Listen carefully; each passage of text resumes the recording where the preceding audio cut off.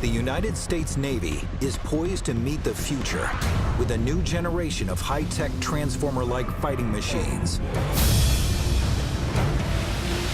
Fast. Increase your bucket to left 15! 36 knots and increasing. Yeah, here we go, here we go. Versatile. Hang it up. All right, get this done quickly. And deadly. We're green range to kill it. Kill it. Ceasefire! Ceasefire! These are the pioneering warships, USS Freedom and USS Independence.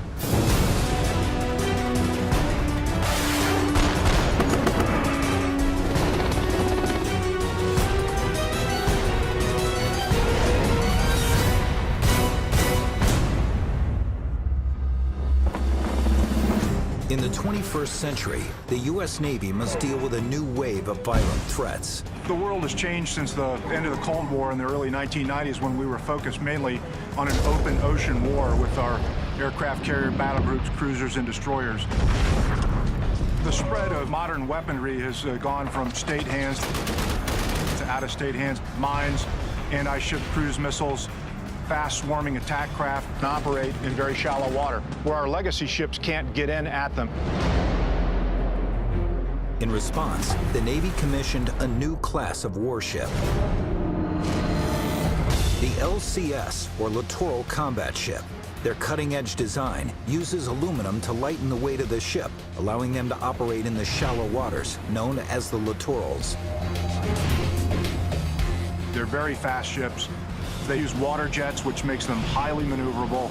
They can go faster than any of the threat surface craft they might encounter. They can add new combat systems without having to do a wholesale change out of the computing architecture. That's a first in the United States Navy. Freedom and Independence, the first two ships of the class, are prototypes that the Navy is still refining. They are research and development ships, and they went from idea to hitting the fleet in about half the length of time of what we normally would do for a surface combatant. So we're still learning a lot. Now, both ships must pass a grueling round of tests if they hope to stay on schedule to deploy with the rest of the fleet.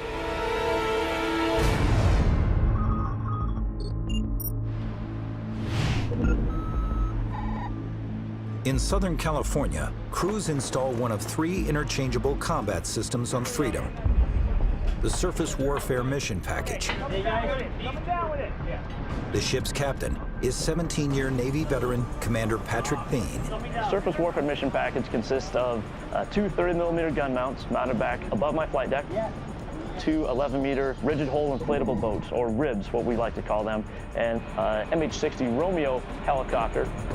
The backbone of the package, 2 30mm high-velocity cannons, have been used for years on Marine expeditionary vehicles. Ready?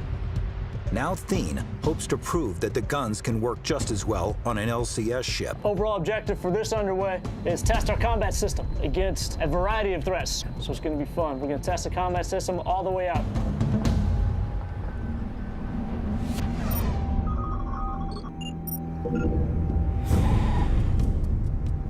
The other LCS-class ship, USS Independence, prepares to set out from Florida. How many more pallets of supplies do you have? Its captain, Commander Jerry Olin, who enlisted at 18, has worked his way up the chain of command. His ship is installing a different combat system. We're about to take Independence out for testing to try to integrate all of the components of the new Mine Countermeasures Warfare Mission Package.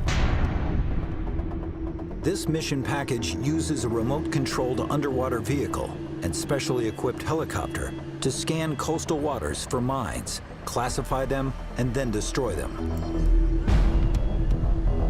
Much of this equipment is still unproven, so civilian experts will ride along on both ships. I've got representatives on board from a multitude of program offices that own different components, several naval engineering centers. 501 and with Dahlgren Division, the certification. We are guests on this ship. No one likes, is it guests and fish or go bad after 3 days. So we have to be very cognizant. We are here not because we have a right to be, but because they allow us to be. 3 things right now that I'm looking at for Killer Tomato. Right. They're here to make sure the systems are, number 1, operating at design, and number 2, if there's some ways we can improve them.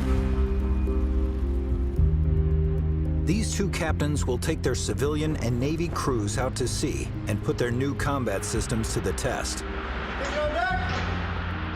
These prototypes must accomplish their missions before they can be used in the real world. Everything that we're doing now is a stepping stone. I want to take the ship out and want to go deploy. We need to be out there and doing things for the fleet, but also I know that we are testing everything out for the follow-on ships of the class. There's some things that we just have to get done. So if we get things right here, and I'll say when we get things right here, right, we're setting not just us up for success, we are setting the next set of crews up for success, because we're setting the future of the Navy right now, right here, okay?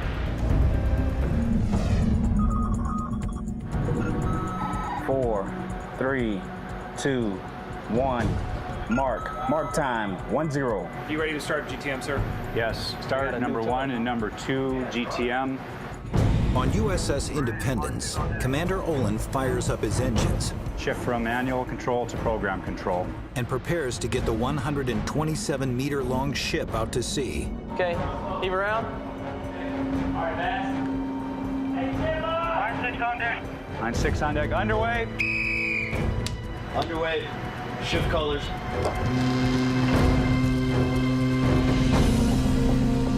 One thing that's unique about this ship compared to a conventional Navy ship is that it's extremely maneuverable alongside a pier.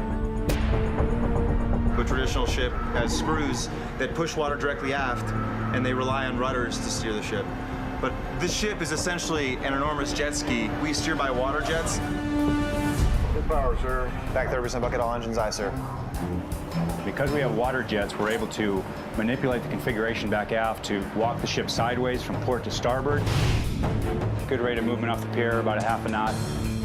We do have 2 tugs connected today, and we do that as an insurance policy. The ship is very expensive, and if something were to go wrong, why not have them available? But they won't work today. They're just going to be tied up, standing by, and we're going to work the ship all by ourselves this morning. 70 yards aye. Coming out nice and flat, under control. Independence is a very light ship for its size. I mean, we only draw about 14 feet of water, but we're a very large ship above the water. A trimaran hull gives Independence improved stability during high-speed maneuvers. It also provides a large amount of interior space for its mission packages. Her flight deck is 4 times the size of a destroyer's. Cam off deck, I'm in heading mode. All right. Once Independence is clear of the docks, Captain Olin throttles up and heads for the test area. We can drive 40+ knots. We'll steer by actually angling a water jet. 400 yards to turn, next course, 243. We can turn on a dime. Very quickly, 80 to 90 degrees per minute, and additionally, we lose very little speed in that turn.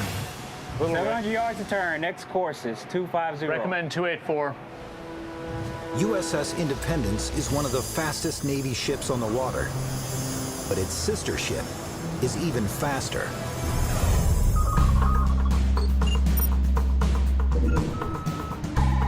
China, you ready? Ready, sir. Taking all lines, get ship underway. Taking all lines. Underway! Underway. There you go. At 115 meters, the monohulled USS Freedom is smaller than its sister ship, but it still has a large mission bay that gives its crew access to the water.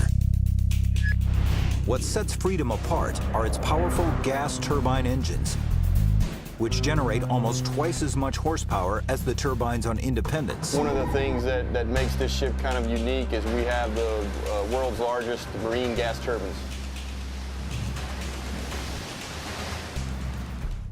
You know what I want to do? Gotta blow the carbon out, sir. Sounds good to me. Autopilot engaged, coming to 245. Here we go. Jets to center. I like to drive the ship fast. The ship was designed to go 40+ knots. So how I look at it is if it's designed to go fast, well, let's go fast and make sure that it can. 37 knots. Very well. She's pulling hard to the right today. 36 knots right. The ship has clocked speeds at 47 knots, which translates to 87 kilometers per hour. That's about 10 kilometers faster than the larger destroyers and aircraft carriers. were designed to ride above the waves, kind of like a speedboat. We also created a rooster tail up above the height of the flight deck. So you've got a 3,000 plus ton warship going 40 plus miles an hour while we're kicking up an Olympic-sized swimming pool of water every second by those jets. It's a great, great sight, and it's very fun to do. What's your speed? Gas zone 3, right by the line. I've got a little aggressive personality for ship driving. The U.S. Navy is not used to ships that can drive this fast, so it's a great opportunity for me. Every time that we go fast, we're learning something new, and we're figuring out a way to make the future ships of the class better. Drop boost jets? Yeah, drop boost. D2. Now, Freedom must make its way north to the Point Mugu Sea Test Range, just west of Los Angeles, where in the morning, the real mission work will begin.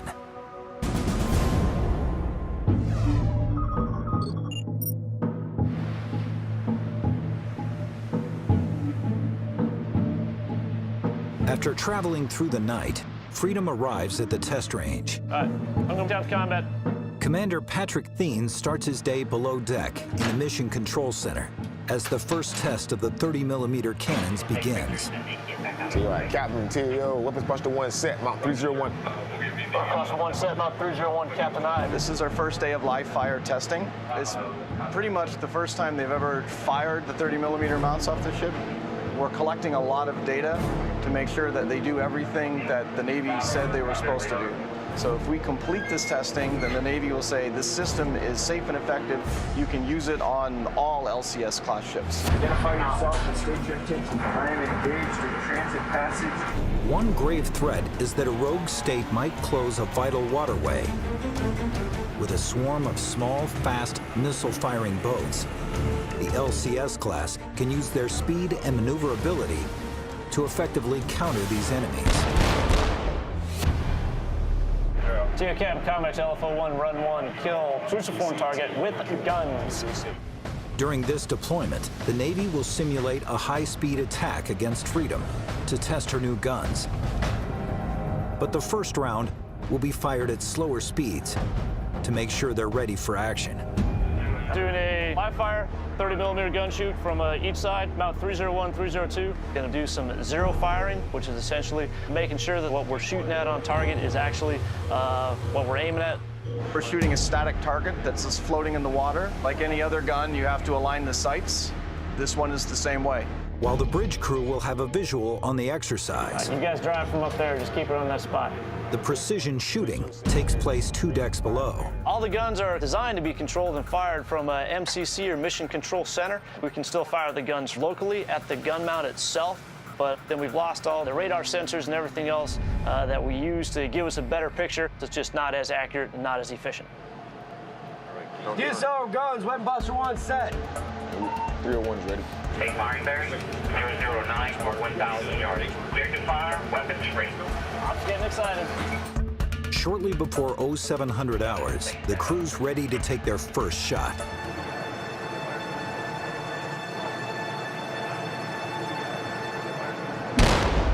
That's her. It's high, but...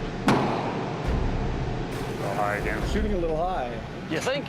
Just a little bit, maybe? So I think they're adjusting for that right now. Why we do it now? It's just like zeroing out a rifle, same thing. Ooh, that's better. Oh, a lot better. As the calibration continues, Freedom's gun zeroes in on its target with deadly accuracy. Oh, that's right on there. Look at it.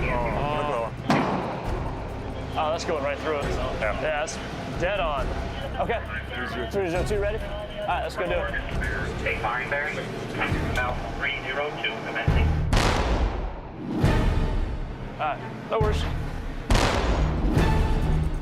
Nice.